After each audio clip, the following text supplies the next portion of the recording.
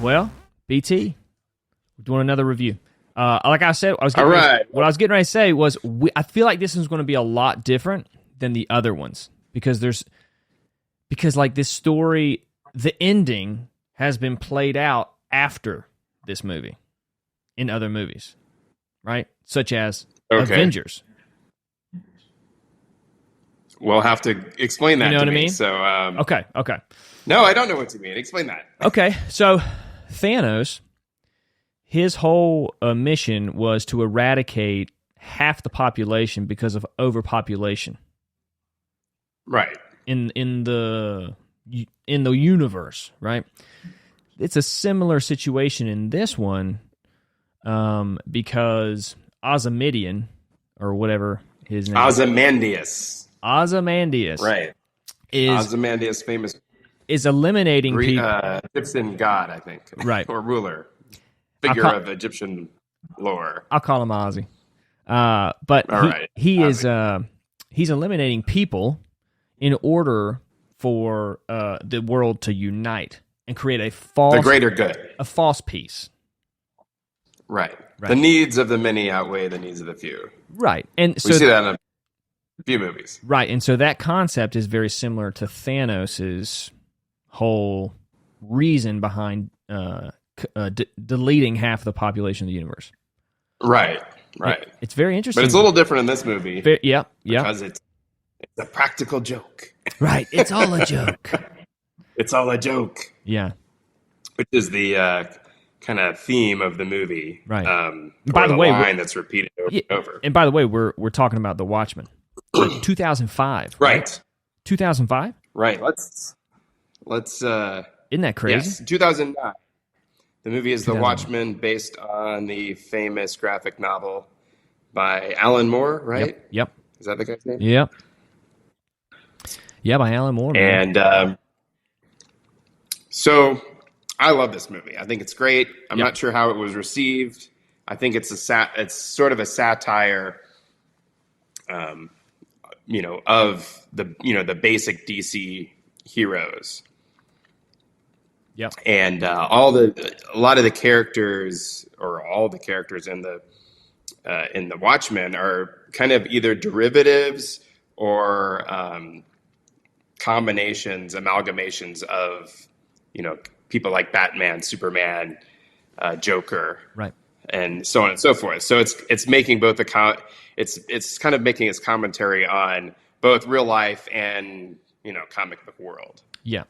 And going into like a dark, gritty place. Exactly. Yeah, and this was written in the 80s. Right. So the movie's set in 1985. So I think before we go into the story, we need to kind of give some context to when this is happening and who are the characters involved. Because if we get into the story and we start talking about all these crazy characters, it's going to be hard to follow. So well, here's the thing: people who are watching The Watchmen, a Watchmen review, definitely know who these characters. Probably are. Already seen the movie. Absolutely. Right. So kind of like spelling it out for everybody kind of be redundant, but there are aspects of these characters that really make the story blossom. You know what I mean? Without a character as hard-nosed and uncompromising as Rorschach, right? The ending, and obviously this whole thing is full of spoilers. But when Dr. Manhattan destroys him and explodes him in the form of a Rorschach painting, right? His blood on the There's snow. Lots of symbolism in this movie. Absolutely. Without that type of character, like holding his ground and being uncompromisable, there's an added quality to the story that you don't get without him. Well, Rorschach is definitely driving the story. He's calling the shots, trying to get people to do stuff. And I think the basic theme or evil of the movie is apathy. Right. Because we the line that's repeated over and over of like, this is all a joke, is something when you say like when you've kind of given up, or you're apathetic to a situation, like this is not serious. This is all a joke. It has no meaning. what's Right. the point? What's the point of this, right? So Rorschach is a very extreme character, and his sort of motivating line is evil must be punished even in the face of Armageddon. Like, even though the world is on the brink of ending, we still have to I think that line is punish evil. You can't compromise even in the... He's like, that's the difference between you and me, Dan. Right. Is I don't compromise in the face of Armageddon. Right. Yeah. Yeah, everybody's sort of given up because like, well, the world's going to end, so what's the point? Right. Yeah. Yeah. Yeah, I mean, it... So, let's talk about Dr. Manhattan's motives, right? Okay. So, he is similar to an advanced AI, right? Well, he has godlike powers, although he says he's not completely omniscient. He sort of knows his own future. So he is basically a version of Superman from the DC comics. And it's a contrast to the Superman that we know because Superman cares deeply about the earth and people. Right. And he wants to try to help. But Dr. Manhattan gets further and further detached from humanity because he's invincible. He can create life, easily. So he doesn't really see the meaning in any of this, or the Earth becomes more and more insignificant because he has like this, universal view. Right. So he becomes more and more detached, and he says things like, well, an alive person and a dead person both have the same number of atoms, so what's the difference? And things like that. Right. So the battle is to get him to care. Right. And even though they don't directly state it, there's some other movies that hit it on the nose when they say, with great power comes great responsibility, right? And so Spider-Man. that's, Yep. Yeah, Spider-Man, some other movies or whatnot. But he has the greatest power of all, but he's uninterested in using it or intervening. And so that is sort of, he's a pawn in this game of people either trying to get him to check out and not care, or other people trying to pull him in and say, you've got to care about this. This is important. You have the power to do something.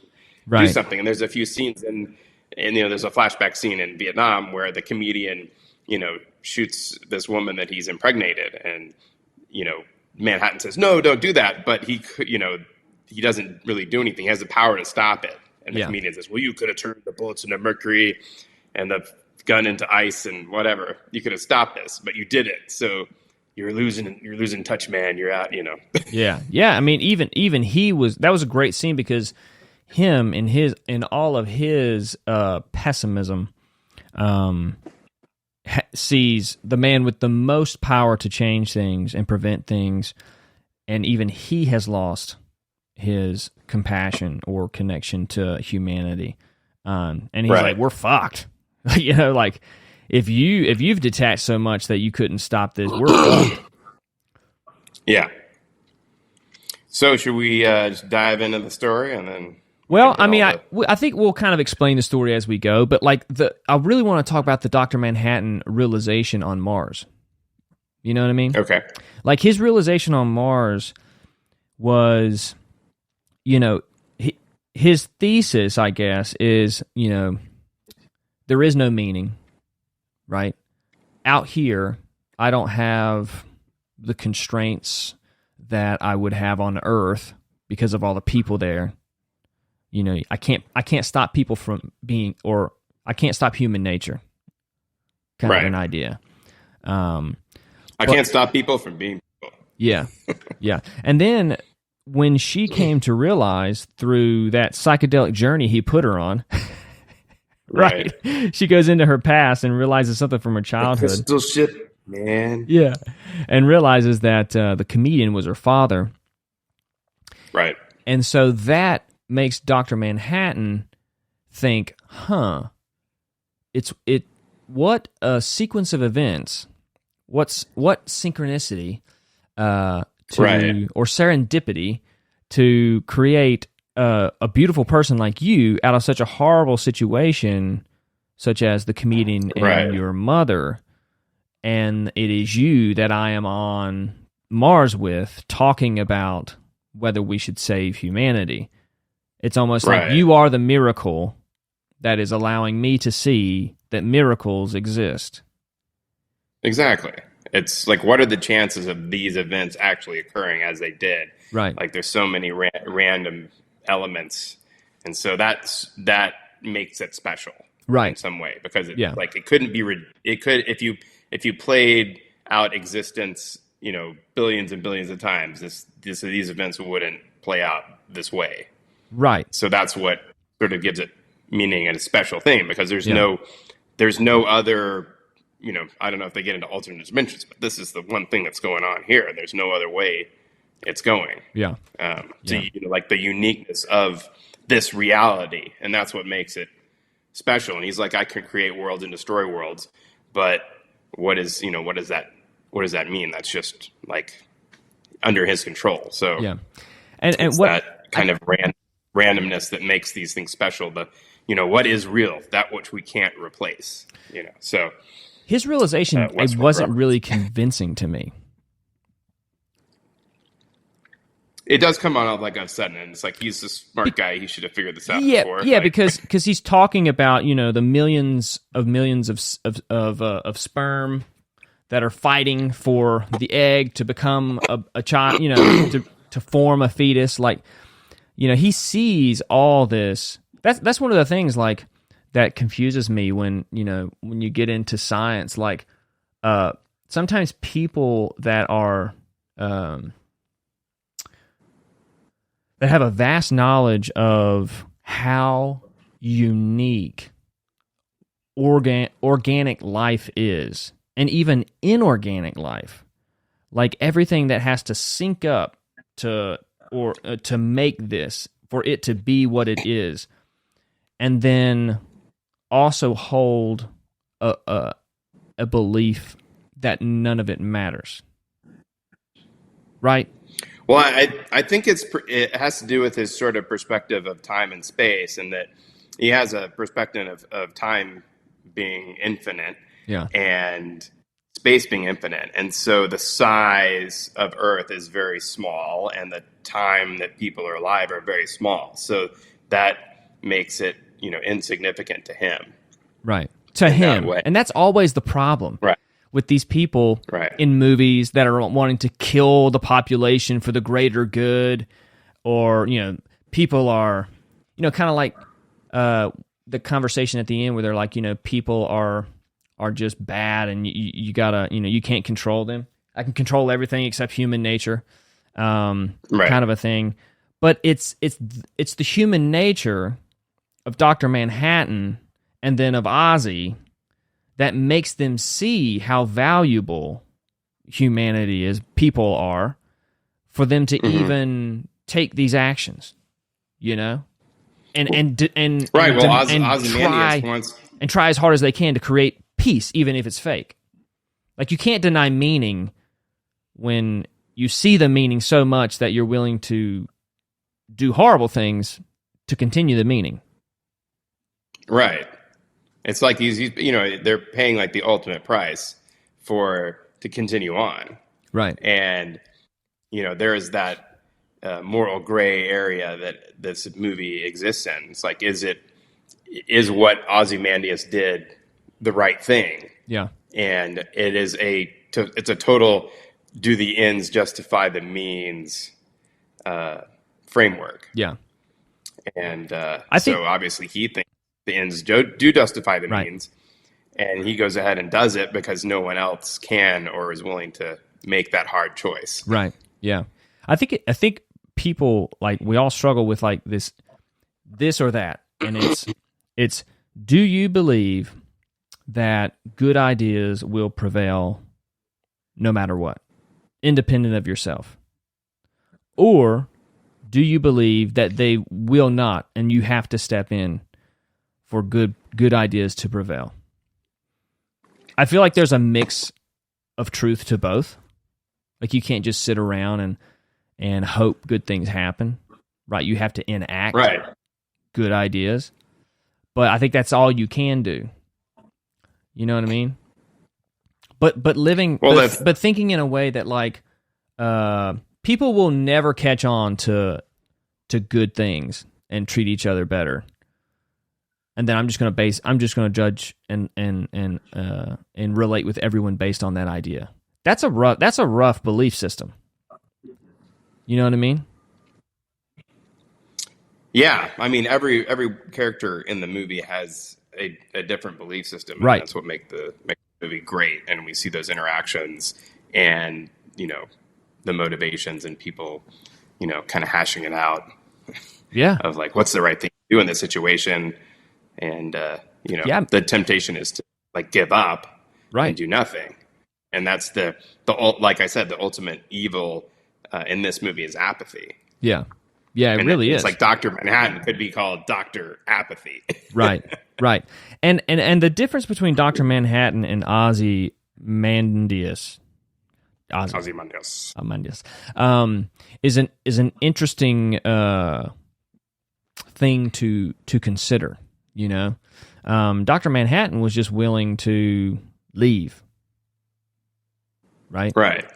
And just get off of Earth, create a new existence for himself outside of it. Now, was he willing to blow up Earth? He wasn't wanting to step in. The original plan, or the front that Ozymandias has, is that he's manipulating Dr. Manhattan in a number of ways, but basically the story of the movie is Ozymandias needs Dr. Manhattan's help. But he's tricking Dr. Manhattan is saying, well, we're going to invent free energy. We're going to use your Dr. Manhattan trademark powers to make a machine in Antarctica that's going to have free energy for everywhere. So that will remove any sort of motivation for war, because right. One of the huge motivations for war is fighting over resources. And so if everyone has free energy, well, that removes a big source of conflict. Well, we all know that that's not the only source of conflict. It's, right.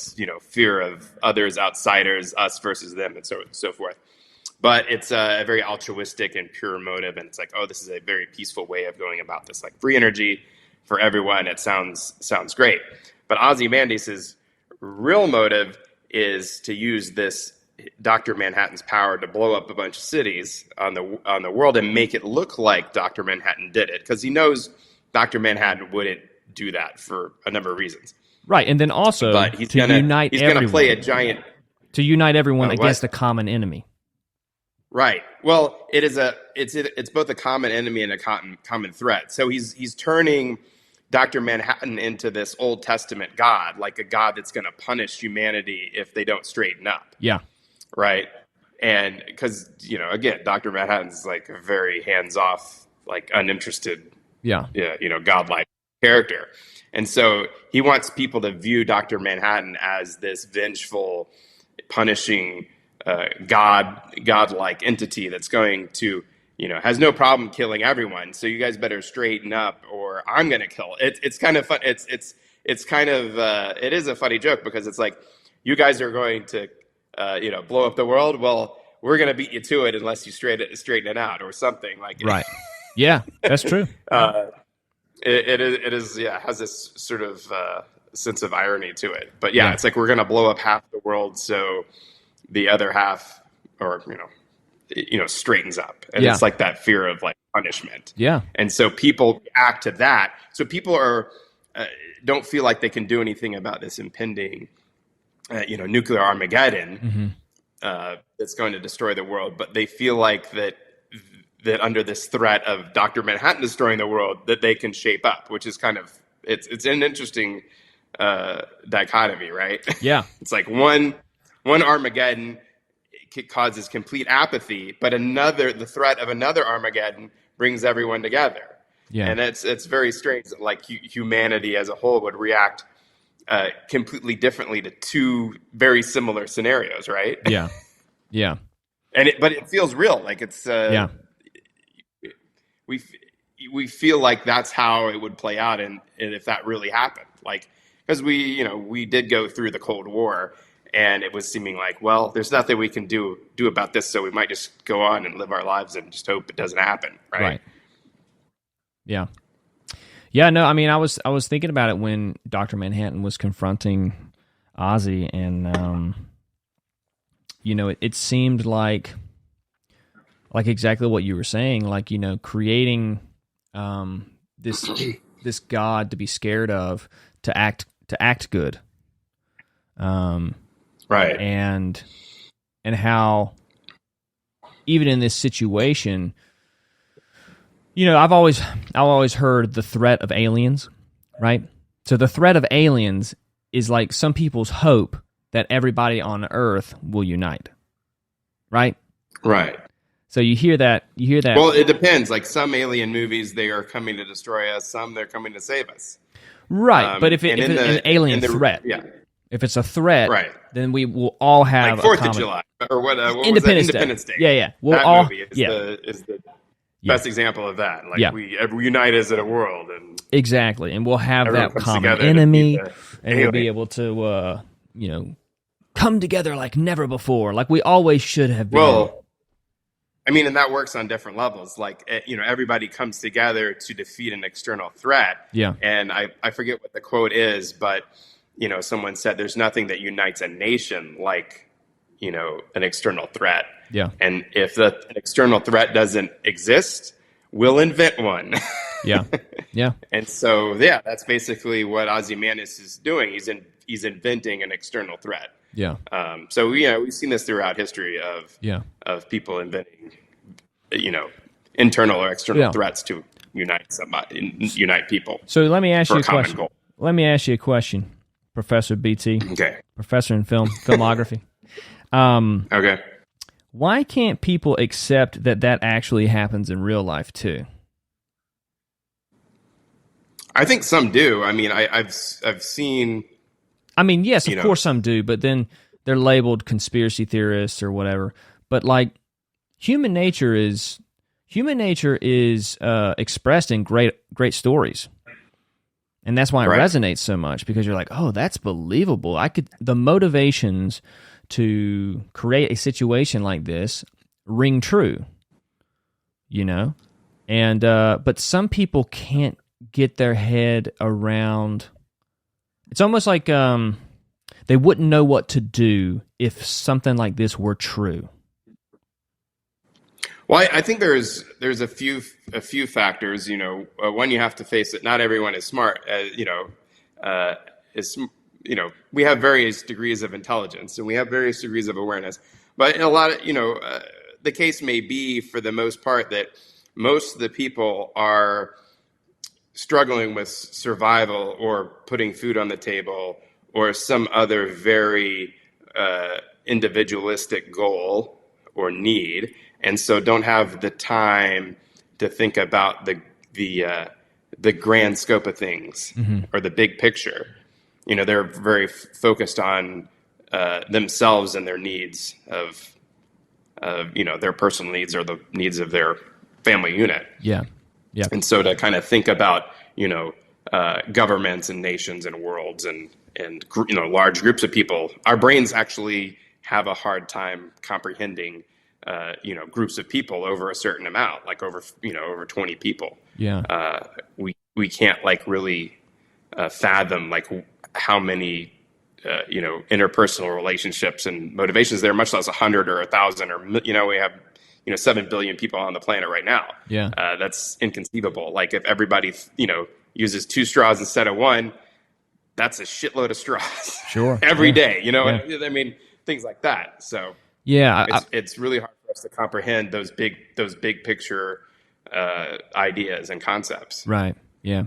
I was thinking, comfort is different to different people. Certain people's comforts and depending on how attached you are to whatever is comforting you can dictate your ability to actually come to certain realizations. When you're with a girl and she's so hot, she could be cheating on you and you're like, I'll never believe it. I can't believe it. I cannot allow myself to believe it because that would end this. So I will not believe it.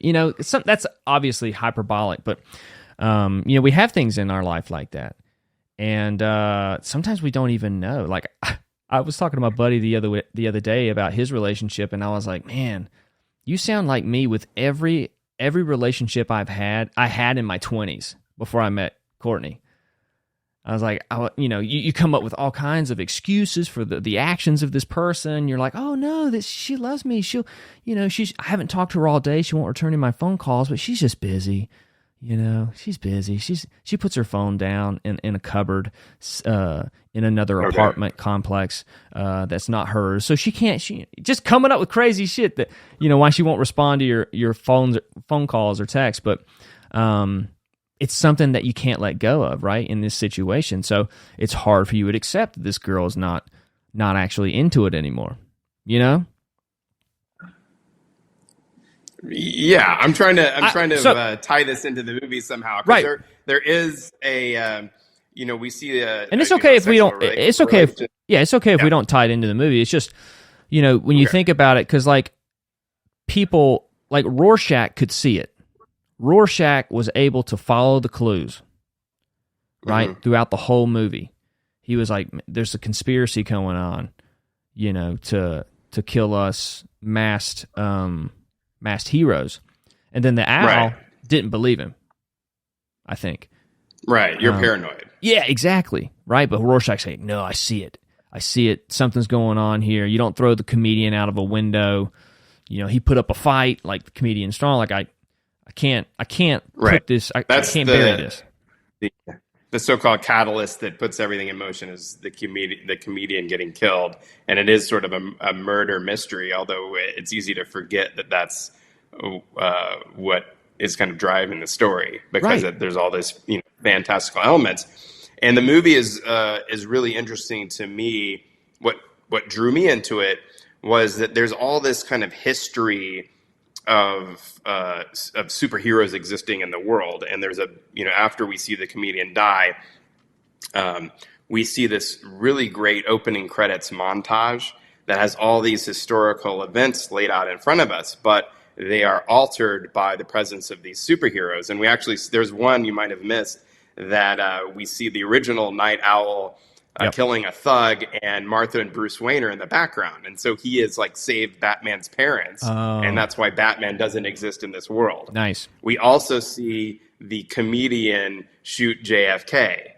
So he's, that was like, he's been doing all sorts of nefarious things in the past. We see that reenactment of the end of World War II celebration in Times Square, where the sailor kisses the nurse. But this time it's, I think her name is Silhouette, grabs the girl and kisses her. So, we see these superheroes that have injected themselves into history, and history has played out differently than we know it. Right. But we see Richard Nixon. He's still president. He's been elected for the third term. There's Mick Jagger hanging out with David Bowie.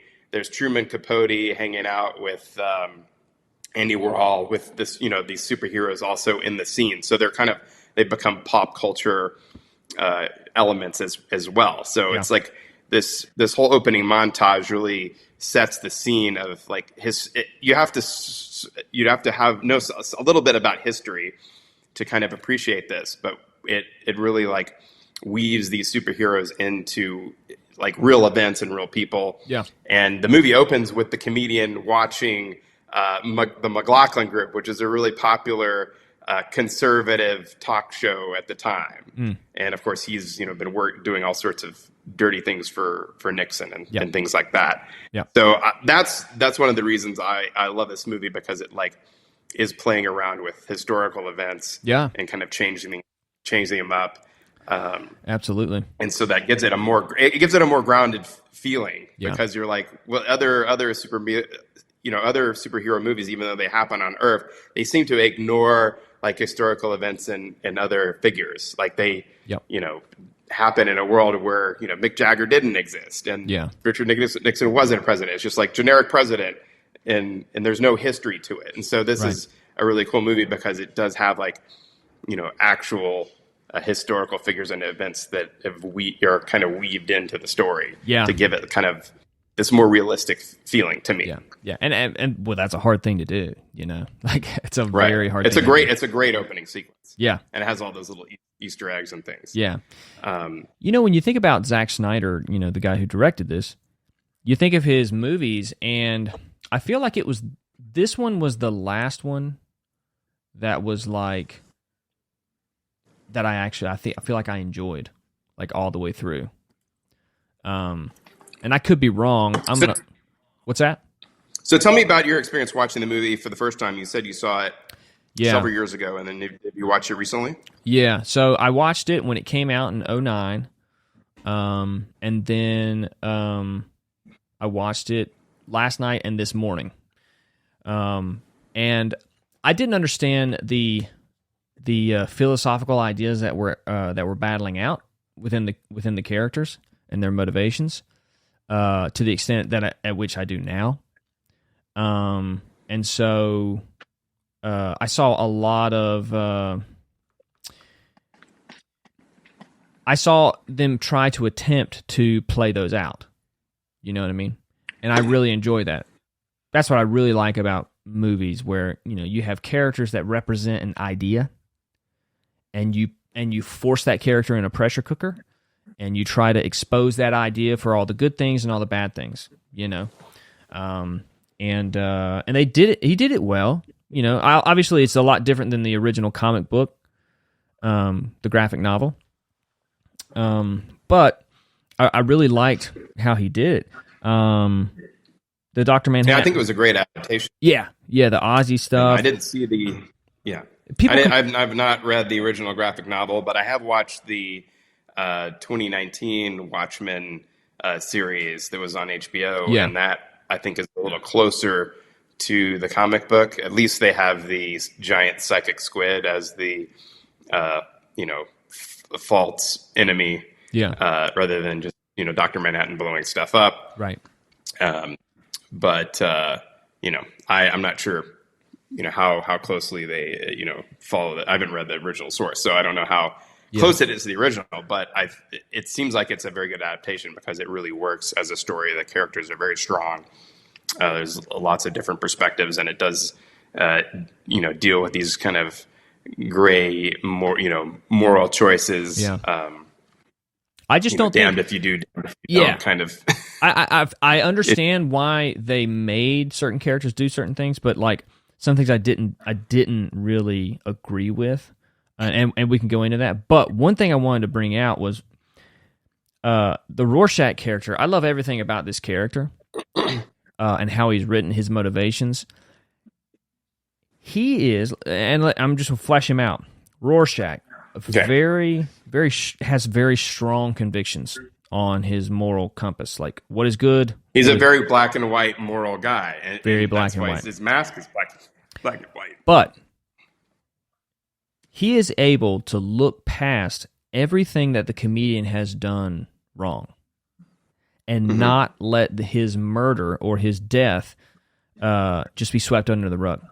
Where he could be like, well, good riddance. He had it coming to him, and I'm not going to look into this anymore. But he didn't.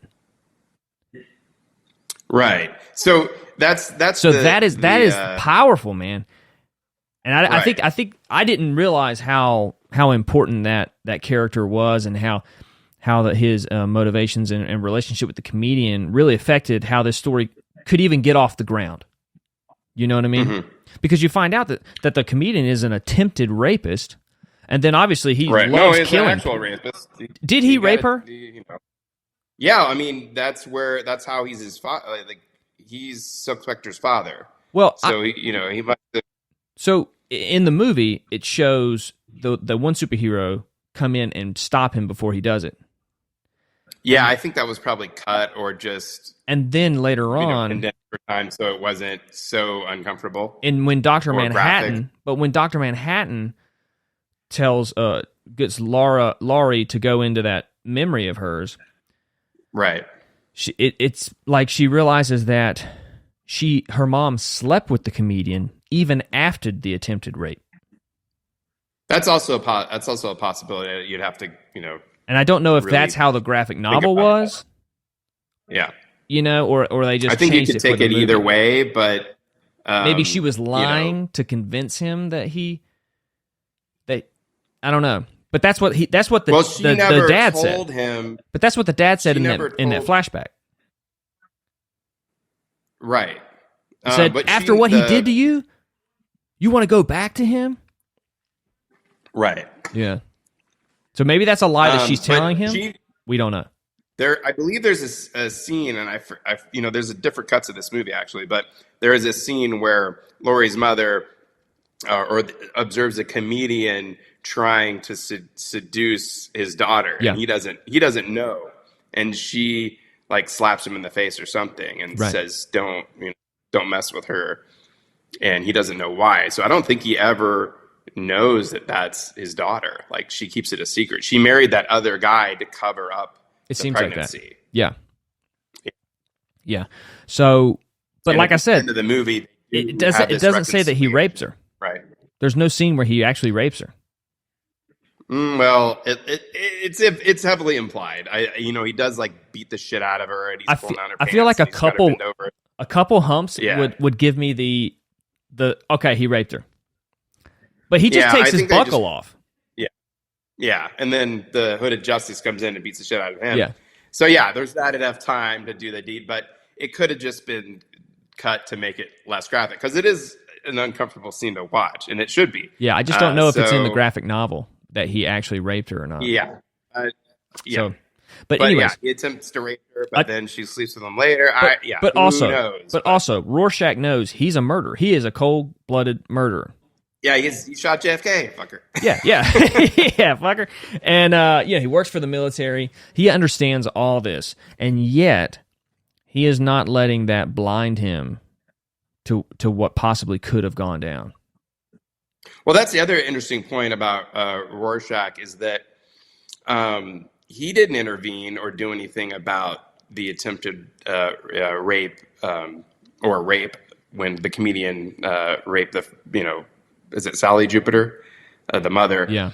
I don't know if he was there at the time or not, but he might have like let that pass. So that's the interesting thing about Rorschach, is even though he's like has supposedly this black and white view of morality, and he's going to punish evil, there's still a person there making that decision of, is this good or bad? Right. And that human error, but also he has this really messed up past, his relationship with women, because his mother was a whore. Like, whether he sees all women as whores, or he definitely doesn't like any, he makes him uncomfortable, and or maybe he just has this aversion to that. He's trying not to allow people to create more whores.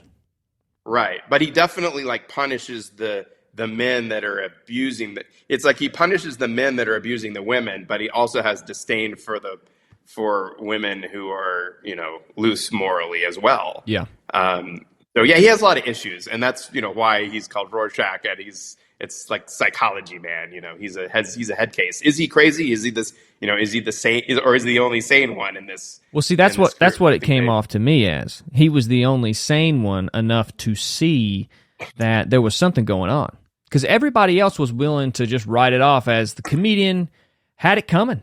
He lived a life where he had it coming. And right. Rorschach... Well, yeah, that's that apathy. He's the one guy that's not apathetic. Yeah. He's going to do something.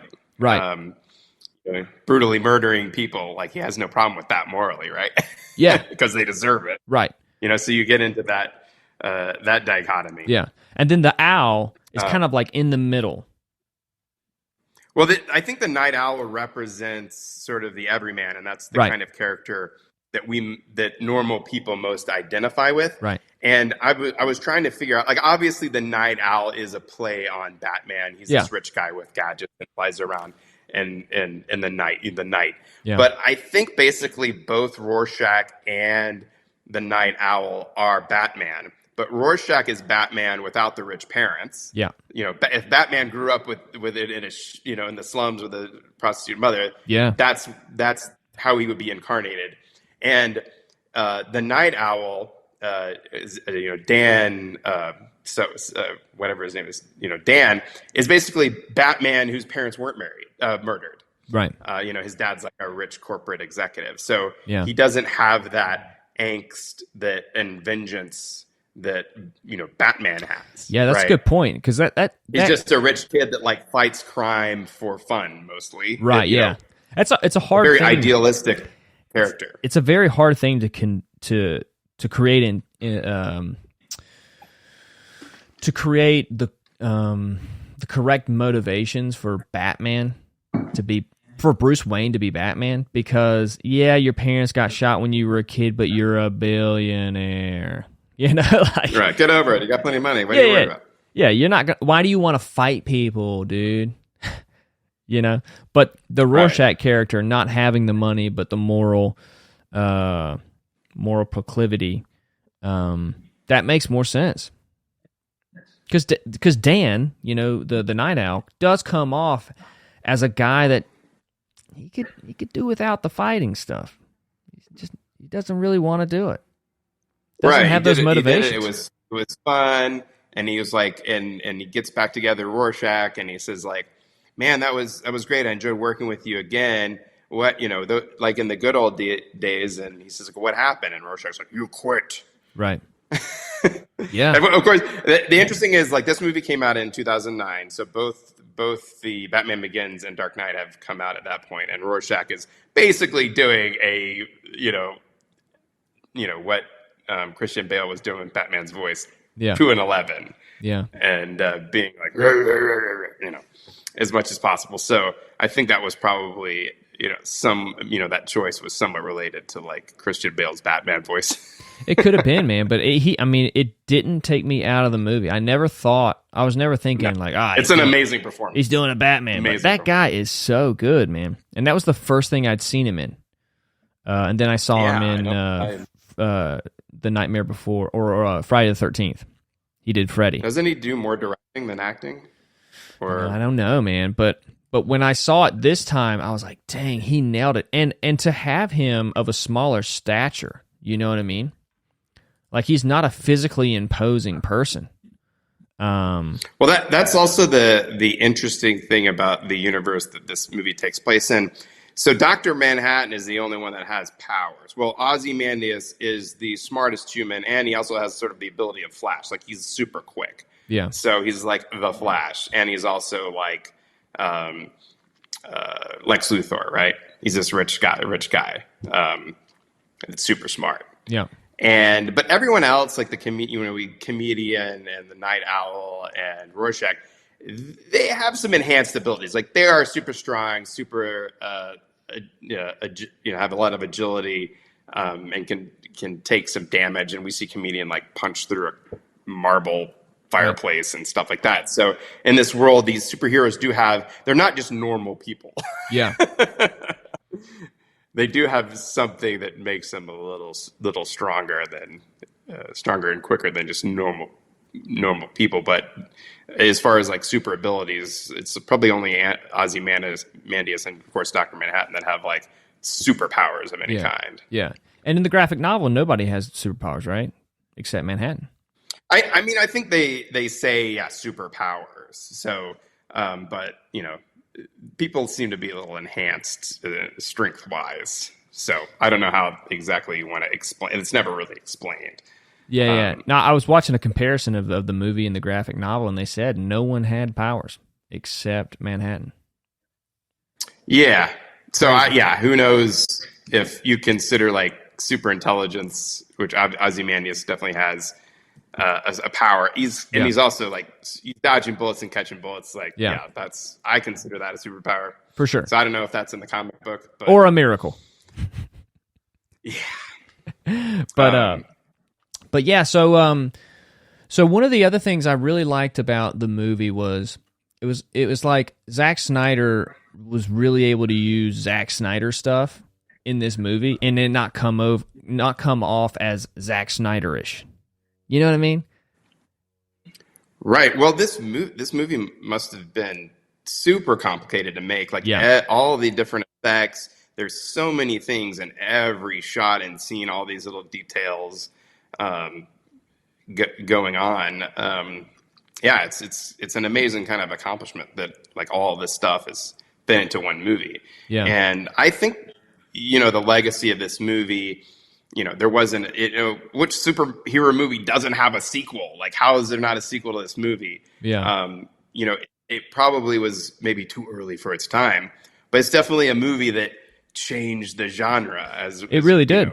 Like we said, it's definitely a different take on that genre. It's more realistic. It's more gritty. It's dark. Yeah. It's got its, funny moments, but it does have the emotional stakes of reality. There's rapes and murders and brutality. I mean, There's a line that happens in most, Batman and Superman movies. We don't see brutality. We don't see rapes. There are murders, but it's a very toned down when it happens. There's not a lot of blood or gore, and they're usually just for it has to happen because of the plot.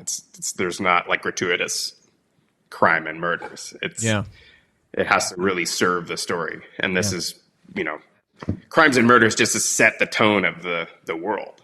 Yeah. And the slow motion fight sequences that Zack Snyder. Oh, the fight sequences are great. Yeah, I mean, Zack Snyder really created this opportunity for himself by doing 300. The way he made 300. I mean, he's got a real knack for creating fight scenes down an alleyway or down a corridor or moving along a path. Because like the 300, the march that they make where, you see the side view of everybody running across, killing people, slow motion, stuff like that. Very similar to the Owl and Julia running down the aisles of the prison cells. Mm-hmm. And then also... Lori. What'd I call her? Yeah. Julia, Jesus. I think her mother is... No, her mother's Sally Jupiter, I believe. Okay. Yeah, you're right. And then... But yeah, both Lori Jupiter and the, Silk, a.k.a. Silk Spectre 2, and the Night Owl that we see is actually Night Owl 2. Like, they've both picked up the mantle from an older person who has retired. Yeah. So that's kind of an interesting thing in this movie. Of like, these kind of superhero names. It's all marketing. Yeah, yeah. And before this movie, I'm actually the seventh Dread Pirate Roberts. Yeah. Before this movie, man, slow motion fights like this were just not a thing. Zack Snyder had introduced that, and then directors have created their own flair on top of that, and you have all that stuff in Marvel movies and. Zack Snyder's still doing it with the DC movies. Yeah, and the opening scene, the fight scene is great. There's several fight scenes in the movie, but you see this old guy and he's watching TV, and this cat burglar is in there, and they're fighting, but you start to see them pull off some superhuman moves, and like even though this guy's old, like he can punch through a wall, but is he losing the fight because he's old? I mean, he's still strong, but this other guy's like definitely faster and is making it look like it's a burglary or some other hit. He could have just killed him right away. Right. And he recognizes making him. It. Right. He recognizes him. I think something like that. It was only a matter of time before you would show up. Something, yeah. Because, the comedian is one of the guys that's working for Ozymandias for this setup. Yeah. To set up Dr. Manhattan and pull off this, genocide to save the world from genocide. Right. Yeah. Yeah. It is as far as the story, have you seen this in any other film? And we've already said like this, the Thanos tie-in. The next question would be, what would you change? I think it's great. I love this. Yeah. I love this movie. I think it was the right decision to take out the psychic squid because it just it brings Dr. Manhattan more into the story as someone is being tricked. Right. The psychic squid doesn't, I don't think, involve really duping the public into thinking that Dr. Manhattan is behind this. So that it adds a little more of a tie-in between those characters. And I don't know how Psychic Squid comes into play in the graphic novel. But having Dr. Manhattan sort of take on this burden or image of a vengeful god, rather than have it be like a squid, does have, brings us to that like first, Old Testament type of like people need to fear being punished in order to shape up theme. Yeah. And the squid is just like this, weird, wacky outside invader to scare people into that. So I think dealing more with this God issue, which is very central to human beings, is more poignant than just aliens. Yeah. Right. Yeah. Yeah. And I could see how Alan Moore why he wrote it as a psychic squid or whatever, because that's a common argument when it comes to aliens is, if it's a threatening alien, we will all unite against it. And that'll create I think peace. I started in the Watchmen series, he actually, I think he says he invented the squid. So he just genetically engineered it. So it's not even a real alien. Wow. Just created he's teleporting. Yeah, I think he's got a psychic squid in his Antarctic lair that's like imprisoned, and every so often it rains these little squidlings. Yeah. Right. To sort of remind people the squid is out there. Yeah. But it's just imprisoned, and it's, making offspring, and he has like a machine that's like randomly teleporting these things, on a clock. So just to remind people, hey, that squid's out there. Right. But I think the way they play in the movie, dealing with this kind of God complex or God image, or what would a god or a man with godlike powers do? What is his responsibility? And we see him getting more and more detached. And I think it's very interesting because, I forget what Dr. Manhattan's name is before he gets changed. He's like the Hulk almost. Hulk is in this room that makes him like, so it's a genie out of the bottle character. Yeah. But he has this, great relationship with a fiancée, this beautiful woman that he really loves. And there's that scene where he's locked in the room and she's like, I can't watch. I go, and so it's like she kind of abandons him. Yeah. Although,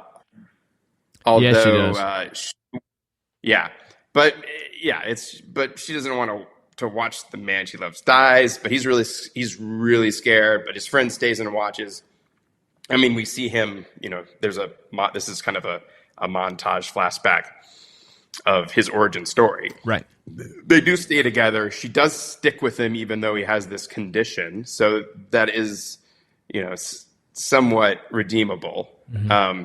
But he sees this hot little young thing, the Silk Spectre, and he ditches his, fiance who was with him through that, transformation that must have been, very emotionally taxing, to say the least.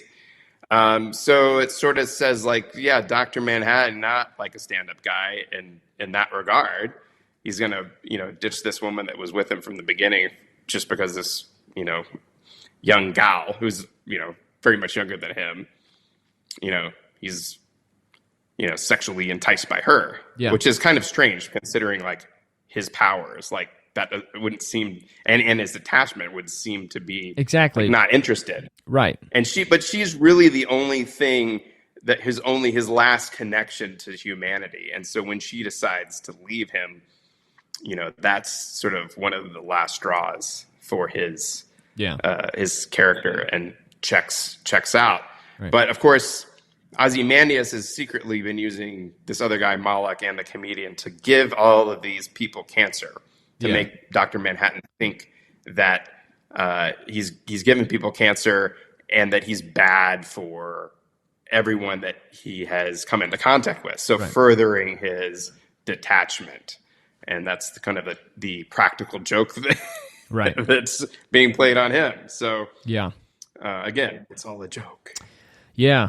Yeah, I see. Yeah, I mean, it was a good way to like create some intentions for Dr. Manhattan.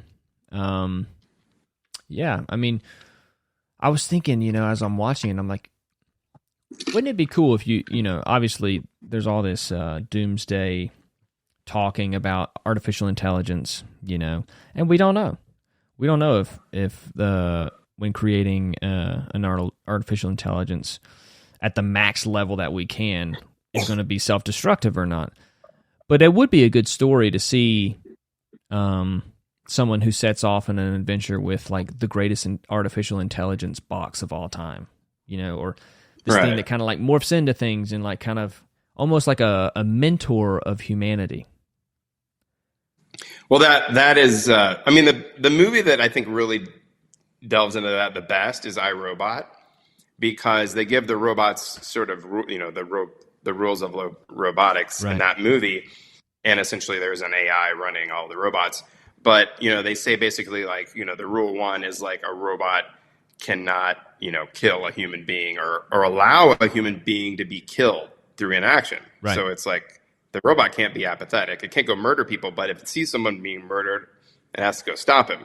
And the other rule is like a robot must obey the orders of a human being unless it violates the first rule. And I forget what the third rule is. But basically the AI derives a zeroth rule that instead of it's basically applying the rules of the robot to just individual human beings. It applies the rules to all human beings. So since a robot cannot sit by and let a human being be harmed or harm itself, the AI intuits that like, I can't sit by and let humanity harm itself. I have to act. And so therefore it becomes this guardian parent of like, you humans can't be trusted governing yourselves. I'm going to do it because your government basically, or the way, you behave is self-destructive. Right. And so I have to step in and keep you guys from hurting yourselves. And so then, but that takes away everyone's free will and freedom. Yeah. Right. And so that's the same issue with Dr. Manhattan. Is he going to keep saving Earth over and over? Like people will never learn. Right. Yeah. if you keep bailing them out and, you have to like maintain that free will. It's like, sure, you could have, an AI or a godlike person, like keeping everyone safe and keeping everyone from destroying the world. But you use a lot of freedom and free will to accomplish that. Yeah. And no one will ever like learn the lesson, or do we learn a lesson as, humanity that we need to like take care of the planet and not kill everyone? Yeah. That's the ultimate goal we're striving for as a species. Yeah. Yeah, that's something that like kind of is like I'm not finding like that to be that compelling of an argument anymore. You know what I mean? Like how so? Because a lot of people, like most your superhero movies are based around saving humanity. Pretty much right.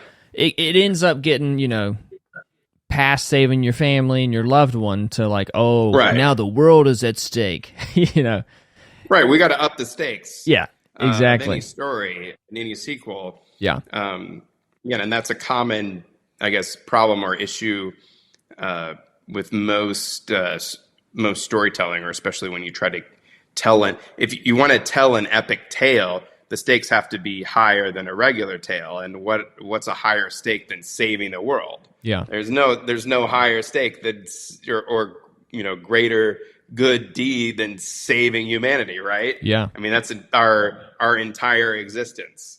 Yeah. Maybe you can save the galaxy, but really, we're humans. We only care about us. And, maybe you can save another planet, but that planet, if you go you're in a movie and you save another planet, that's basically saving, their human life. Why do you, saving the world? Yeah. Why do you think that is such a motivating thing? To save the world? Yeah. Well, I mean, if we're talking about Earth, it's like your own existence. Like everyone you ever, everyone everyone that will ever be born, like owes their existence to you, right? Yeah. And in a narcissist, I mean, right. That's one thing. It's like a very narcissistic thing almost to save the world, because like I save the world, like I'm awesome, right? So there is like a self-serving reason to save it, and of course you're saving everyone that your loved ones and all that. Right. So yeah, there's some motivations to save the world. Like why not? I mean, obviously, like there are people like Dr. Manhattan who are like, I don't care. What is it? What's the difference? Or, what is it? What does Michael Caine say in Dark Man? Some men just want to watch the world burn. You know? Right. Yeah, I mean, chaos. Yeah, I think your the family element of wanting to save your loved ones. I think that's almost like the greatest motivation to save the world is because your family's in it. You know what I mean? Well, you're in it too. Yeah, you're in it too. But a lot of people kill themselves, so right. You don't want to put the world's expectancy of survival in the hands of someone who's suicidal. Well, also like what the two best the virtues of a hero are he puts others ahead of himself, right? And and in a lot of cases he sacrifices himself. Yeah, but to have those real intentions of doing that, they have to be based on like relationships that he's had in his life that make him care that much. Right. Like a good relationship with a parent or a sibling or a wife, a lover. Those are the relationships. And that's a good point because Rorschach doesn't have really any relationship except with the Night Owl, like they're buddies. And that's what makes his story arc complete because he basically does sacrifice himself for the greater good. He knows he can't keep this a secret, so he tells Dr. Manhattan, do it, and it kills him in a Rorschach way. And so that's a great way to have the character arc end, obviously, and have him like sacrifice himself for the greater good. So in my mind, Rorschach is the protagonist. I've seen. Yeah, I think Rorschach wanted to save his mom.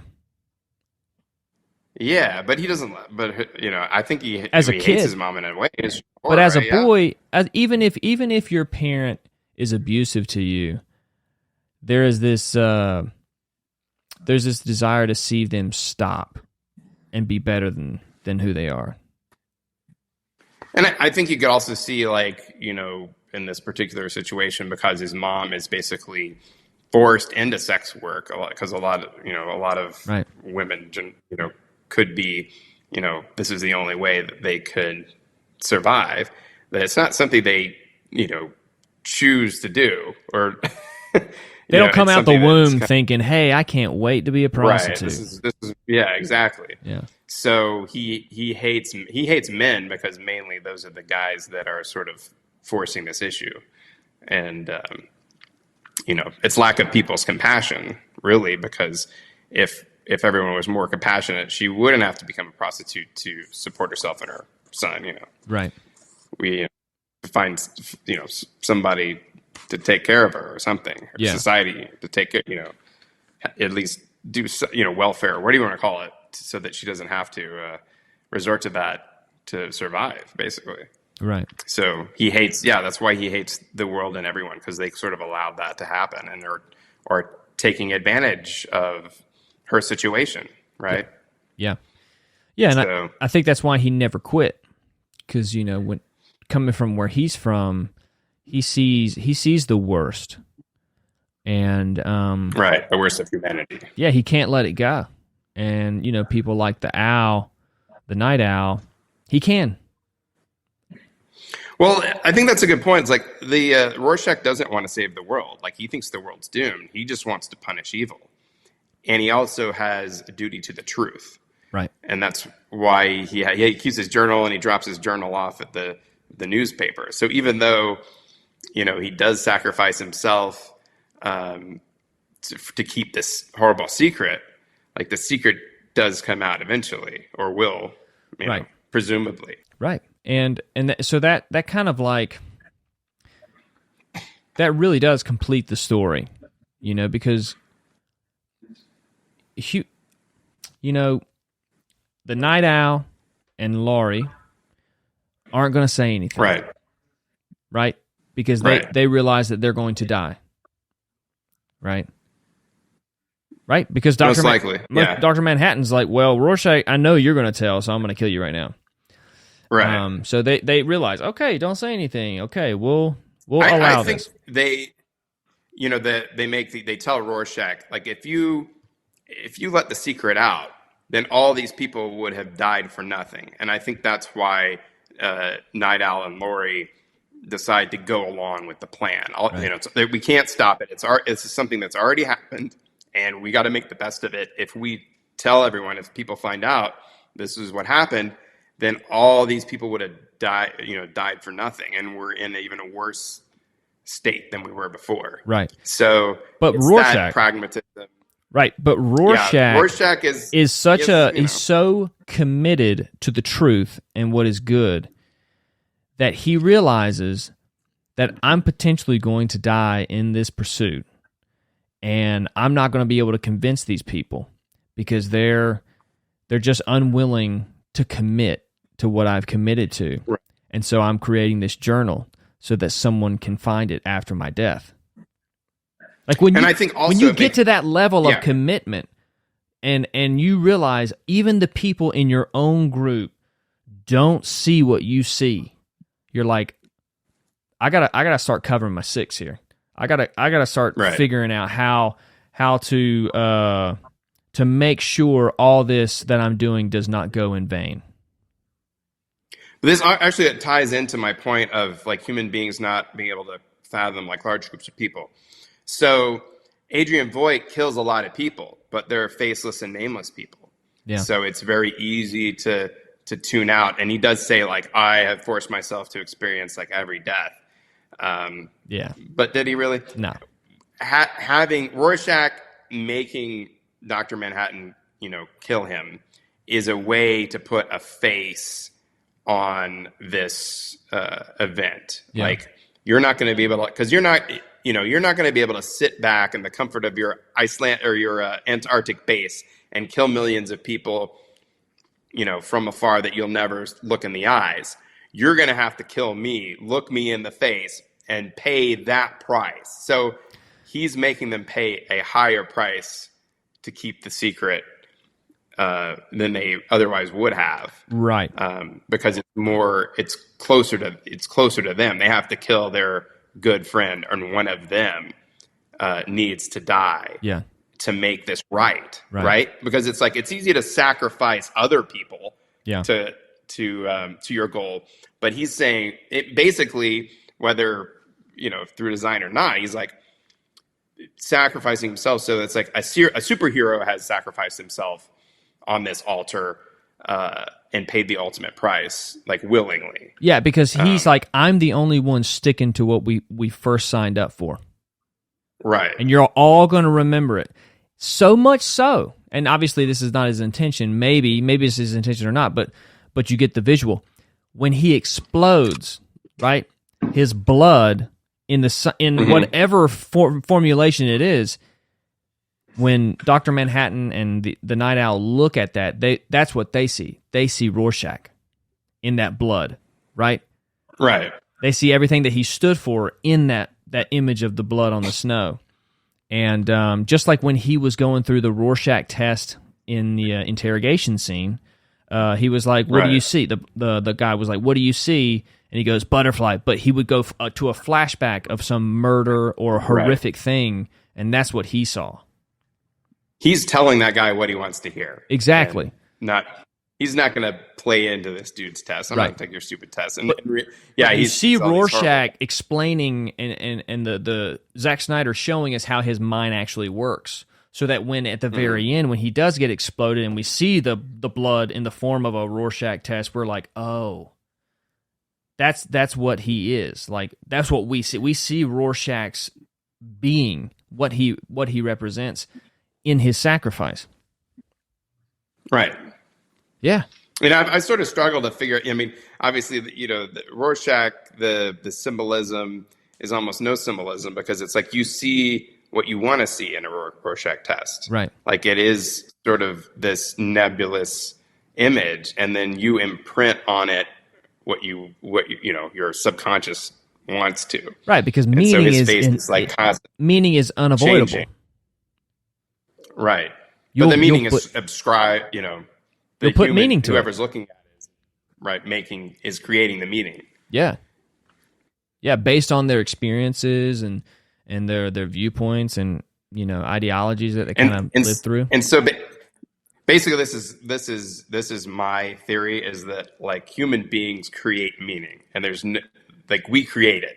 Nothing matters without us to sit there and observe it and think about it. And so that goes back to Dr. Manhattan. Like, it's up to him to create meaning or find meaning in his existence or the existence of people, just like anybody else. And that's what finally brings him around. It's like, I can decide that this means something and take that action. Yeah. That's his like catharsis, his, story arc. Right. And so I've seen, you can make a case that like this movie has, multiple protagonists, and what a mistake that would be. Right. But, some people say that they're, Night Owl is the protagonist of the movie. I think we both agree that Rorschach is the main protagonist because he's driving the story. Yeah. Although he doesn't have, that element that they say, say that heroes have to have this sort of like turn when they like, metamorphize, change into the hero. Right. But Rorschach's pretty constant. He's constant through the whole movie. He doesn't have an epiphany. Like the Night Owl has sort of an epiphany when he decides, oh, I do care. I need to get back into this. Right. Same thing with Dr. Manhattan. It's like, oh, I need, I can do something. I can act. This can mean something. Yeah. But Rorschach's pretty much the same through the whole movie. And so therefore he can't be the protagonist because the protagonist has to like, learn a lesson or become the hero, Yeah. Yeah, I think this is just one of those stories that has multiple protagonists, Sure. And that's what makes it great. It makes it it's obviously a complicated movie, and that may be why we didn't see any more, direct sequels and that sort of thing. But it's definitely a movie, worth watching multiple times because there's so much depth to it and so many different characters and perspectives. Yeah. Yeah, and the thing going on. Yeah, the thing you said about creating meaning and stuff. The other opinion on that is, it's not exactly that we create meaning, but we discover meaning. You know what I mean? Valid point. Yeah. So and a lot of that comes to a lack of awareness of certain things at certain points in our life. I know that in certain points of my life, I was like, "Where's the meaning?" 10 years later, I'm like, I see all the meaning there, but I was too close to it to see it, Right. And, Dr. Manhattan makes that also another point he makes is like Mars will be fine without life. It's it's constantly changing, although it takes a long time, right. And I think that's another thing with it, the saving the quote world trope. Yeah. Whether we're here or not, the world will be fine. Yeah. It's really, we're talking about saving humanity as a species when we save the world. Like, we need the world to live. And I think that we, whether you want to say that a lot of these save the world movies have a sort of relationship to like saving the environment, right? And then that is sort of like a theme also, like whether the world is going to end by nuclear war or it's going to end because the environment's destroyed and everyone's apathetic about saving the environment for different reasons, but it's similar to the threat of nuclear Armageddon, right? And that like most people are like apathetic to it. Just go on and live my lives because it's not, there's nothing I can do about it. It doesn't directly affect me. But yeah, if we destroy the environment, kill ourselves off, the Earth is going to be fine. Right. Like it'll eventually heal by itself and evolve new life and so on and so forth. I mean, we're toast. We should be worried about, our exactly our existence. Yeah. Yeah, man. I just like, going back to what you asked me, like, watching it again for the second time, it's been, in 2009, I graduated high school in 2006. So 2009, I was 21. 3 years later, 21. I'm 35 now, so 14 years. 14 years have passed, and the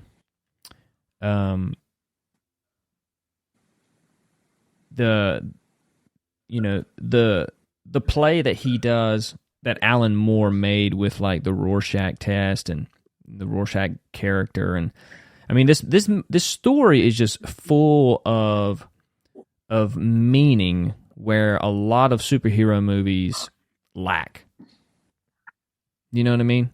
Like he like you said at the very beginning, he's put this in the real world with real politics, right? With real nuclear threats, with real characters, Nixon, and he's created superheroes that have, good intentions. One godlike character, right, which is really what the superhero at the full extent of what a superhero is it's more like a god character. Right. Something with ultimate power. Someone that is infinitely good, right? Yeah, infinitely good, infinitely strong, infinitely able to do what is necessary to defeat evil in whatever form it takes, right? Never gives up. Sure. Yeah. Always courageous, never giving in to nihilism or pessimism. But then you see that twisted on its head. It's like, but what if that is a bad thing? What if the person who has that power doesn't use it for good, right? Well, yeah, it's a good point. Most superhero movies, they are fighting that external threat that's trying to destroy the world. Right. In this movie, they're not fighting the external threat. There is no external threat. It's made up. Yeah.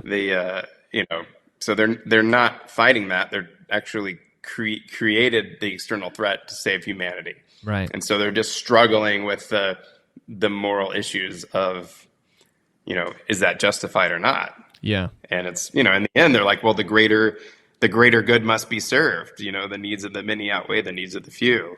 Yeah. And this is a horrible thing, but we got to work with it. Yeah. Yeah. It's very, very interesting to see, the Ozymandias get to the point of thinking that humanity as a whole is unable to think logically about peace, so much so that I will create a false narrative to create a false peace that they will understand, and thus treat humanity like children, because that's what they are. Well, doesn't I think there's some sort of line between Night Owl and Ozymandias, but it's like, but it's a lie. He's like, Night Owl says, but it's a lie, and Ozymandias says, but it's a real peace. Right. Right. Yeah. So the peace is real, but the it's based on a lie. Yeah. So it's a total the ends justify the means. Right. Especially Ozymandias is the ends that justify the means character. Yeah. And I think all the characters except Rorschach fall into that category. Yeah. Yeah. Yeah. I mean, it leaves a lot of questions to be answered, but I don't think he ever wrote a second one, right? Well, I actually just started watching the Watchmen series on HBO, which does pick up, I think, at least a decade or more after the movie. So we see. So this is this based on? I'd suggest watching that series. It's really good. Is this based on source material of Alan Moore? That is a good question. I'm not sure. Mm-hmm. I mean, the characters, it's based. It's not based on the movie because it goes back to some of the, like the squid and things like that, but all the same characters and pretty much as far as I can tell, the similar event where, except, it's the squid instead of, nuclear bombs or Manhattan doing it with his unique power. But apparently Rorschach's journal has been found, but it has been adopted by white supremacists. Really? And because it's seen as an anti-establishment, diatribe or manifesto, right? Because it's basically Rorschach is saying it's all a lie. They've tricked everybody. Don't believe what they say. And this, group called the Seventh Cavalry, which is like, white supremacists have, co-opted that message because they want to overthrow the government, and it's useful to them. They all wear Rorschach masks. So his message is sort of been twisted. If there was I'm not sure what, the message in that journal is up for, I guess, interpretation. And it's like, do you want to believe it or not? But they're using it. They're being pragmatic. It's like, well, right. If we tell people that they've been lied to, they're going to align with us because we're going to overthrow the powers that be that made this lie. Yeah. So that's kind of what's happening in the series, which is, a follow up to the movie, like indirectly. Yeah. Yeah. I think that happens for sure in real life, right? Certain groups pick up on truths, and then other people are like, yeah, we don't want people to join your group even though you're correct, so we're going to downplay you or demonize you as a group even though certain ideas might be true. You know what I mean? Right. I mean, you see that with different religions, like people taking, a religious test, and then they, twist it up to for their own purposes to, incite violence or create violence or horrible things when that's not the intention of the quote source material at all. Right. And it's you can make similar points about the Communist Manifesto, like that was taken by Lenin to create this huge dictatorial state. Yeah. And that's not what the Communist Manifesto was about at all. He was just, using that to, consolidate power and whatnot. And even like, Ayn Rand's books, I think people have taken those and interpreted it, to their own devices to mean what they want it to mean rather than really go along with, what it really is about. Because it is against, it's up to interpretation, just like Rorschach's mask. It's like, what does it mean? It's up to you. Yeah. You figure it out. Yeah. Yeah, that's it's a very fascinating thing. I mean, you see groups connect with certain truths but use it the wrong way, and then people are like, well, you don't want to be a part of that group. And it's like, actually, being a part of that group could be a good thing if done properly. But people don't want others to join that group because of the worst side of the group. Well, so that's one of the, I guess, problems with humanity, but we are stronger together than we are apart. So if we evolved from like tribal societies, right? So if you have a group of people that are more individualistic and don't really come together and unite under one leader, they're going to get wiped out by another tribe that might not be as moralistic or egalitarian. But if they're all on the same page and work together, they will defeat or displace the tribe that's like, hey, we're just kind of autonomous commune, and we let everyone do their own thing. But in those groups of people are in that point of human history are going to be wiped out. So we're all descendants from groups of people that grouped up, even though they might not agree with each other, right? Or maybe that ideology that they adopt, they might not agree with, or might not be, that great morally, or what have you. Yeah. But our society evolved from those groups, and so people that have those tendencies are going to pass their genes on, and we do have that bandwagon mentality of like, whether it's sports teams or political parties, like those groups can get things done. As an individual, you can't get anything done. So you do have to like sacrifice your individuality to jump on board to get things done. And that's what Rorschach refuses to do. He's like, I'm not going to get on your plan. I'm going to do my own thing, and he dies. Well, and I think that's what I was going to say was literally what you ended your statement with was he dies because he values the value that he has towards death is different than other people. You know, that tribalism, the core element of tribalism is fear of death. Right?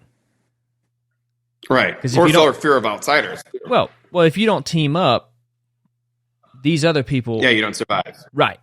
So it's a very, very much a survival idea. It's a fear. It's this fear of death, and when you can get beyond that, like Rorschach has, he's like, if I die, I die. I'm living by a principle. Right. This principle is more important than my life. Right. Exactly. And so it's like, we create. We're all trying to find a meaning in things, just like we find meaning in the Rorschach drawing that's not there. We discover it. And so his death means something. Well, the ultimate meaning is finding something worth dying for. And the sacrifice of it. Yeah, it's finding. That is the hardest thing to do is finding something worth dying for. Exactly. Because I mean, if the most precious thing you have is your life, and if you're willing to lay it down for something, then that is the most valuable thing to you, other than your life. And I think that's where you really do form a different relationship with meaning. Right.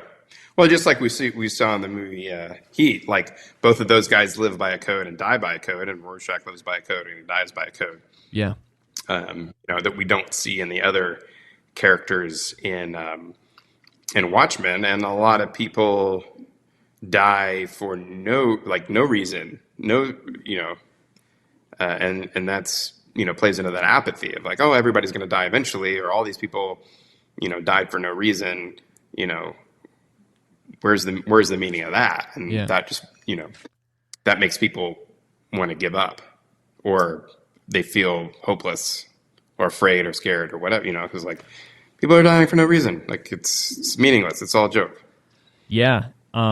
It's funny, dude. The movies that we reviewed, Heat, Jaws, right, Unforgiven, now the Watchmen.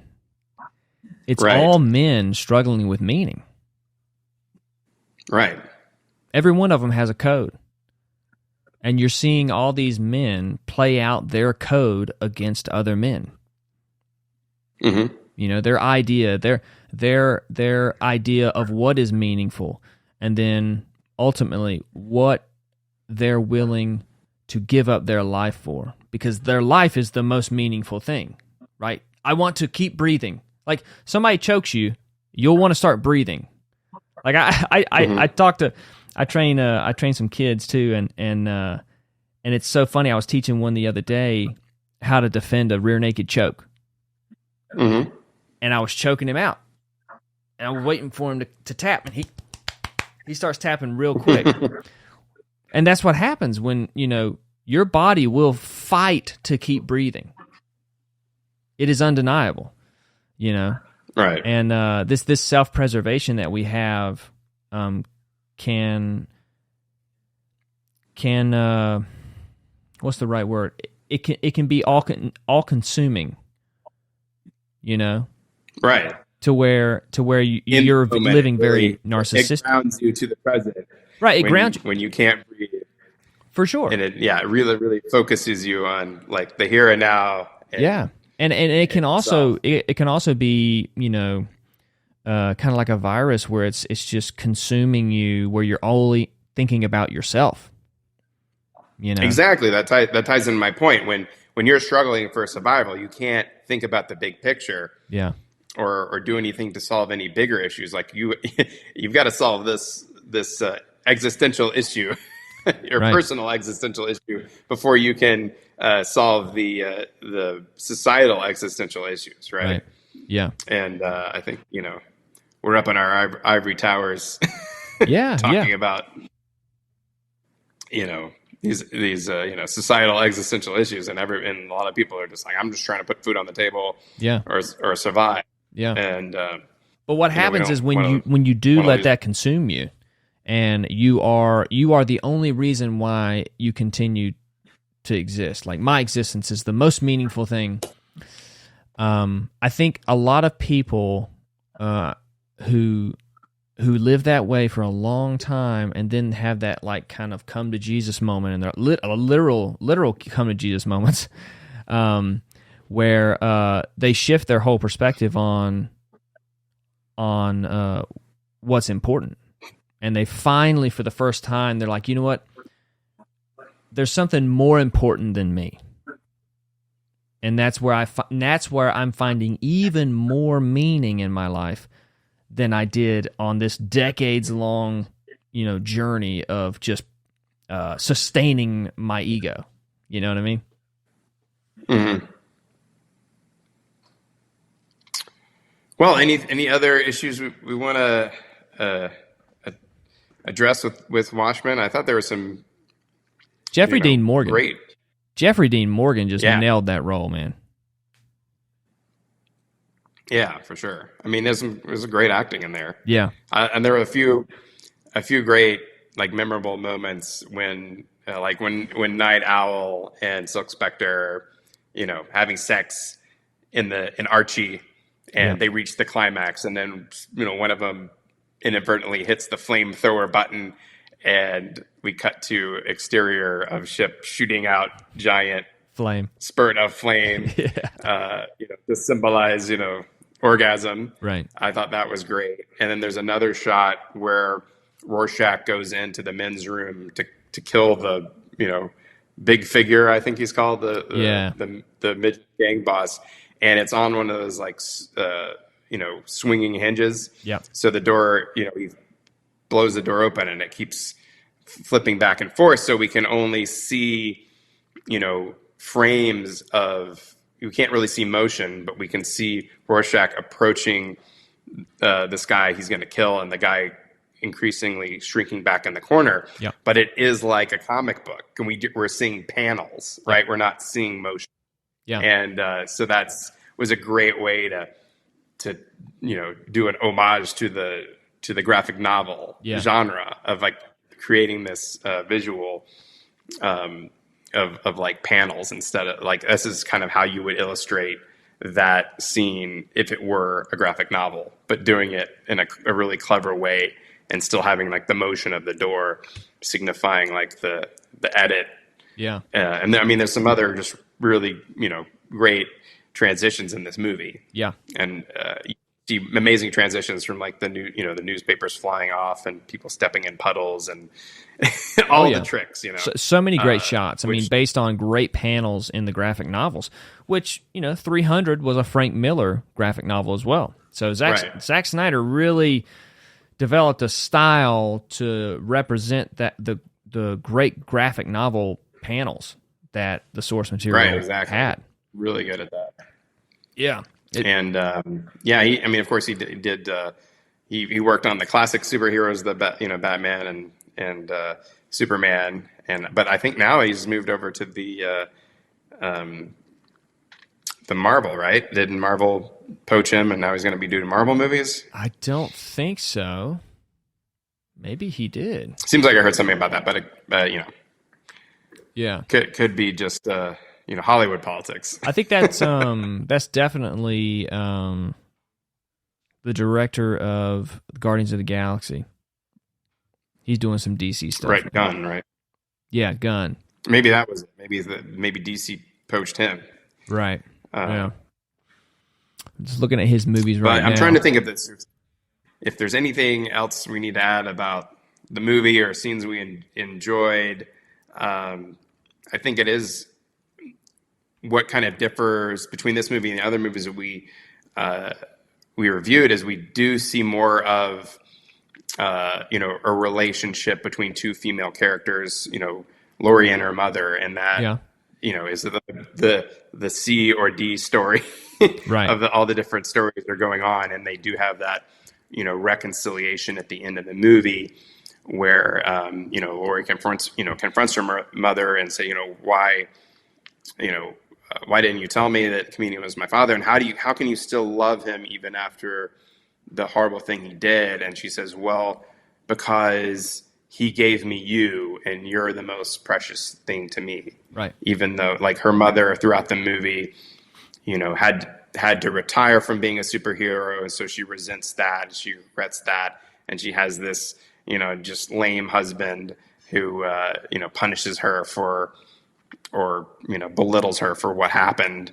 But they do, you know, and of course, Lori has a bad relationship with her mother because of all these kind of unspoken things, and she doesn't understand her mother, what she did, and how can you still love this guy? But, you know, she's there, and they have that they finally do have that reconciliation. You see, there's like love between these two characters. Yeah. And so we do see her like story arc, you know, come to a happy ending.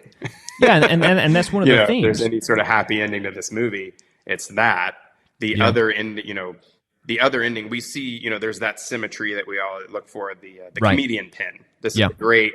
Like, not only is the, you know, the tagline, it's all a joke throughout the whole movie, but we do see the comedian smiley face pin throughout the whole movie. It's very, I mean, I think that's like the logo for the movie and the logo on the graphic novel. But, you know, we see that at the beginning, and of course it has a little drop of blood on it. And so that's like the irony, or like, this thing is smiling, but it's dead. You know, it's been shot in the head, or it's bleeding. And so we see that pin throughout the movie. And then of course there's a shot at the end of the movie where this really shitty newspaper, where some fat kid is eating a hot dog or something, and he drips ketchup. He's wearing a smiley face shirt, and he drips ketchup on it, just like the blood. And so we do see that symmetry, you know, from the first scene to the last scene, even though it's not like the first image and the last image. But it is kind of a funny way of, you know, adding that symmetry to the movie, to have that, you know, bleeding smiley face at the end, so you remember it, you know. And, absolutely, and that's like the you know, the logo of the movie. Yeah, and going back to what you were saying about Sally Jupiter, you know, what you were saying about Sally Jupiter and her telling you, her daughter, you know, how, you know, because he gave me you. That's one of the themes in the movie is, through horrible tragedies, great things are produced. You know, right? And I think that both this movie and the Watchmen the series, because the Watchmen series deals a lot with like the history of racism, but they're both of like great things coming out of horrible events. And there's another, I think it's a, you know, an idea that's posed by Carl Jung or something, that like, how do we wake up from the nightmare of the past? Because in Watchmen, we do see like all these historical events, and it's a lot of violence, especially like, you know, shooting of JFK. It's like, how do we get past all of these horrible things so that we can move on, right? And you know, that seems to be one of the. There's a lot of movies. There are not a lot of movies, but really good movies deal with that theme and that question. It's like, how do we, you know, the past is really brutal and violent, and a lot of bad things happen, and we can blame, you know, we can just sit there for eternity blaming, you know, groups of people for these atrocities. Yeah. But it's like, how do, you know, I think the quote is like, how do we wake up from the nightmare of the past? And I think this movie kind of touches on that, of, you know, the reconciliation between the mother and the daughter, of like, oh, this horrible thing happened, but, you know, we can see that there was something that good came out of it. Yeah. Right. And that's another kind of central human question of like, there's so much suffering, and what does the suffering mean? Yeah. Right. And so we have to have like you know, there's meaningless suffering and there's meaningful suffering. And, you know, there's nothing worse than pointless suffering. But again, how do we get past, you know, these atrocities and move forward? Or are we just going to let the fact, are these horrible events going to define us, and therefore we're apathetic about, you know, basically saying we don't deserve to survive. Right. Let it, you know, let everyone blow the world up. We deserve to be killed. Like that's really what's going on here in the movie. we're heading toward Armageddon. No one cares because it's all the guilt of the past and the horror that we are putting upon ourselves, and therefore it's like we have to punish ourselves. We don't deserve to go on because of all the horrible stuff we've done, and somehow we have to get past that in order to move forward. I think you're nailing something right now. A better world. I think you're nailing something right now that a lot of people will not admit. I don't think a lot of people want to admit the fact that their views that relate to what you're saying, like we should, we don't need to, we shouldn't survive because of what we've done. It's almost like they do want to be punished. I mean, there is a sense that punishment should be laid upon you if you have a conscience. You know what I mean? Well, I'd like to believe that redemption is always on the table. And that's another thing a lot of movies. And some people Return of the Jedi is the best example. Like, that's a horrible guy. That's redemption, always on the table. But some people will not allow their own redemption. Right. They don't want it. They want some punishment. They want to suffer a little bit. And getting past that is a huge hurdle. But man, past that, that's where growth happens. Right. Well, is that part, do you think that's part of why Rorschach wanted to die, because he did do all these brutal things or allowed bad things to happen? No, I'm saying punished, like he's been dealing out all this punishment his whole life. No, I was thinking on behalf of Ozymandias. Right. Because there's a big thought idea around, especially in LA where we are, of how horrible people are. What we do to the planet. We're just the planet's virus. And I feel like a lot of people, especially younger people, can't get past the atrocities of the past, and they just want to blame everybody. Right. And never really move forward, seek a reparation of some type or demand somebody to be punished more today based on something that was done a long time ago. And I understand that. That's a very human thing to feel. But no punishment will ever really solve the problem, kind of like going back to Unforgiven. That's a great point. So this is another reason why Rorschach's death was necessary, because he's never letting anything go. He always has to punish everyone. So he knows, like, he can't move on. Like, everyone else is willing to move on. They're like, let's forget that this happened. This is we're now in a better place that this happened, even though it's an atrocity. But he can't let it go. He wants to punish them, and he wants to punish everybody. And so that's why he needs to die so they can move on. And so he represents that element of us that puts punishing evil at the highest degree. Just like we want to punish ourselves or punish everyone, even if they're dead, that committed all these atrocities. These atrocities must be punished in some way for us to, like, move forward. I guess that's the logic. And then that's why that symbolic death of Rorschach is saying, like, we can't, this type of mentality of, like, everything must be punished and we can't, like, forgive and forget. Like, he's not a forgive and forget guy. He has to die. That idea that he represents has to die in order to move on, right? Mm. If that's what he really represents. I honestly see it the opposite way. Okay. Yeah. Okay. I thought I had something there. No. I was thinking it really good. No. I totally. I see what you're saying with the punishment, but his type of punishment is all justified.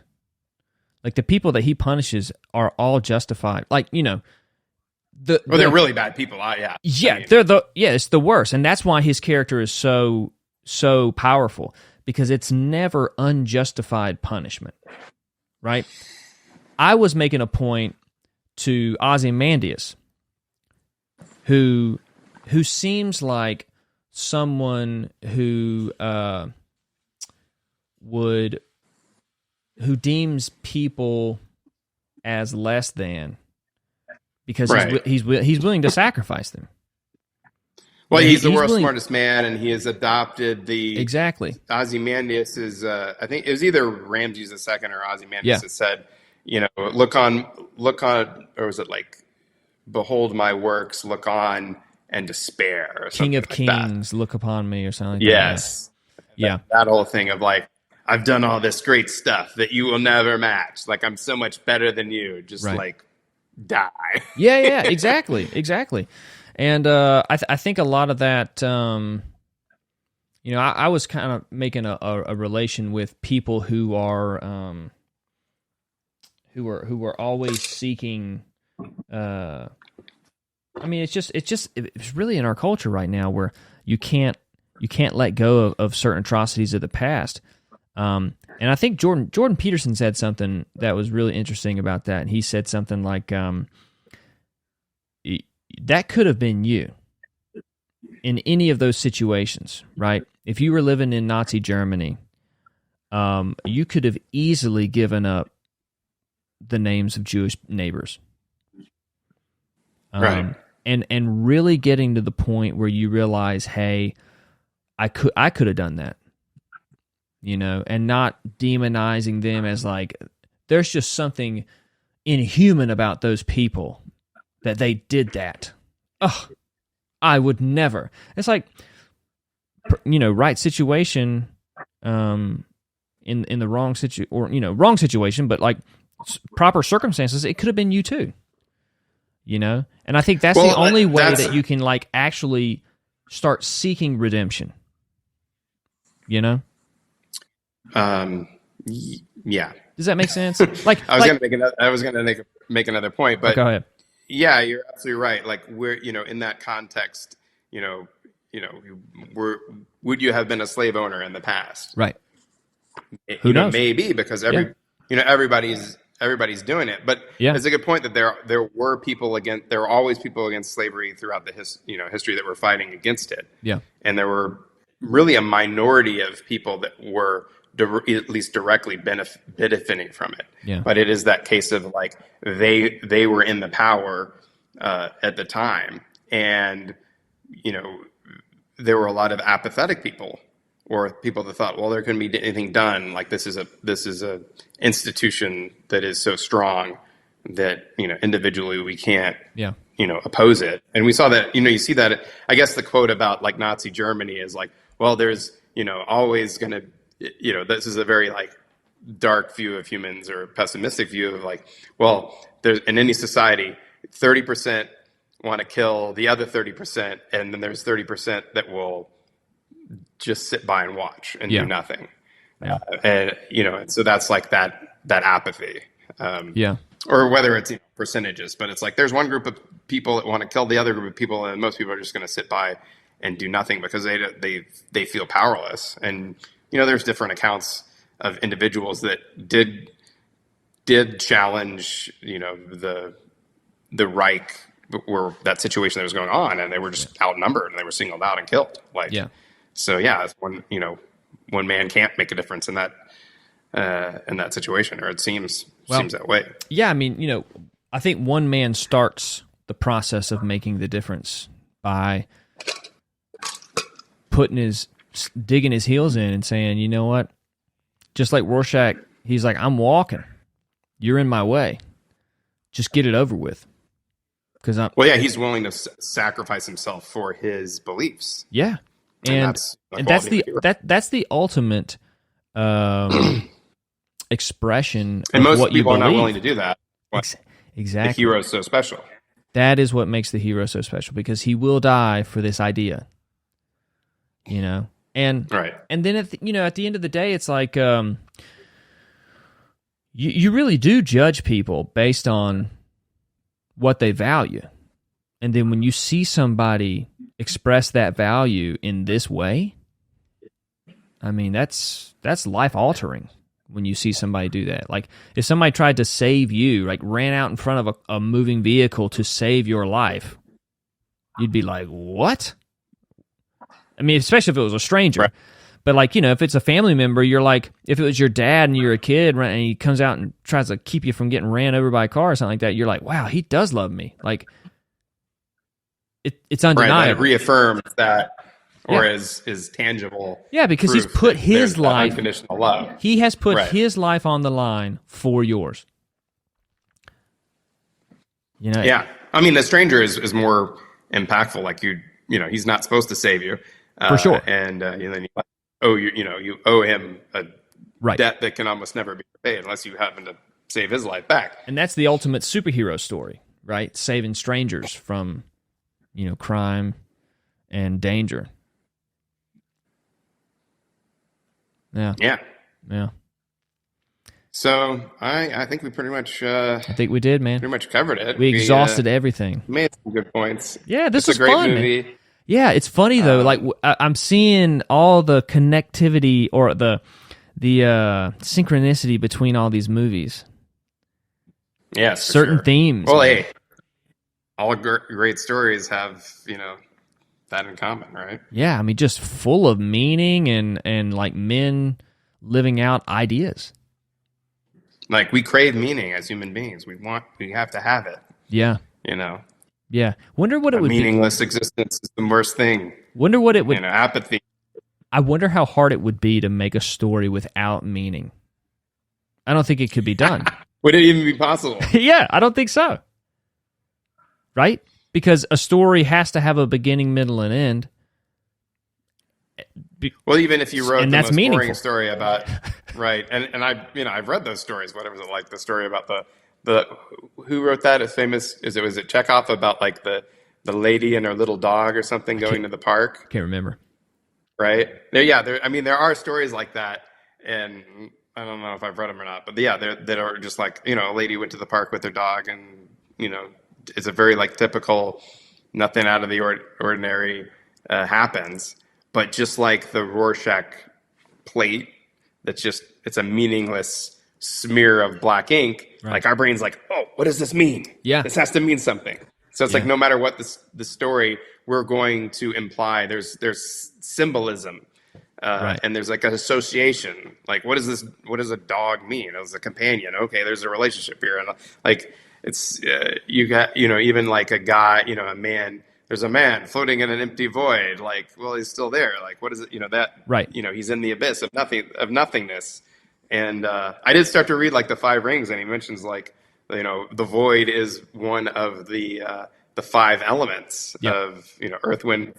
Usually they say earth, wind, and fire, and water, but he's like earth, wind, fire, and void. So there is like something to nothingness. And I think I just read something about like physicists say like, if you have nothingness, like gravity still exists, it still has a weight. Like, so there is no such thing as nothing. Mm-hmm. Wow. Yeah. Yeah. At least according to the smartest guys in the room. Yeah. That's funny though. Like you were talking about like just building meaning out of nowhere, like abstract art, like you'll hear people be like, oh, this is this and that. And then it's like, where are you coming up with this? Or like a Jackson Pollock, amazing artist, and you think, well, anybody can do that, splatter paint on the canvas. But even that very abstract image that doesn't have identifiable shapes or patterns, right? Because we're a pattern recognition machine as well as a meaning recognition machine, so we want to see patterns and things. But it evokes emotion in some way, and emotions are also what give things meaning. Like if you see something, you feel something about it, and to a different degree. Yeah. And that's what makes it important to us. So we're constantly prescribing meaning to like everything around us. Yeah. Even in the most chaotic or non-formulaic conditions, right? Like an abstract piece of art that's trying its best not to resemble anything that is meaningful, but in the process, or ordered, or or ordered, because you clearly see the delineations in something that's ordered, and you're like, I see the meaning there. But in something that's not so, you're like, oh, is there meaning there? But then the more you look at it, the more you compare it to what is ordered, right? And you see, right. Well, it's like existence or life is chaotic. Yeah, and we do find meaning in that. Just like Dr. Manhattan was pointing out to Lori, like your existence has meaning because it came from this chaos. Yeah, and this chaos produced this amazingly beautiful babe. Like yeah. That's constantly so special. And the more stories you watch and you read, like, and the more lives that you come into contact with, you realize, like, okay, there's the best stories that are written, and then my life, how does it compare to that story? Okay, there's some similarities. It's not exactly the same, but it's uniquely mine, and there's meaning in that, right? Because it does line up with certain truths about existence. Right. Yeah. Well, BT, this is the fourth lesson in our professorship. The fourth movie in our series of manly BT movies. And Cody talk about movies we love. Yeah, dude. Well, good, man. We'll do another one next week. What are you thinking? Sounds good. Well, like, share, and subscribe. Maybe type in the comments of a suggestion. Yeah, give us some suggestions. That'd be fun. But so far, yeah, we've done quite in some ways quite a diverse group of movies and genres. Yeah. We've got the Western, we've got the shark movie, and we've got the cops and robbers movie, and now the comic book graphic novel movie. So perhaps we'll try to hit another genre, another style, another kind of story, and that will be different but the same. Yes, and try to see what those similarities and differences are. But we know that all good stories have a lot of commonalities to them. So we'll have to hash it out and figure out what our next movie will be. Yep. We have a great list to choose from because there's a lot of movies that we love. Oh, yeah, absolutely. Well, man, I will let you go. And until next time.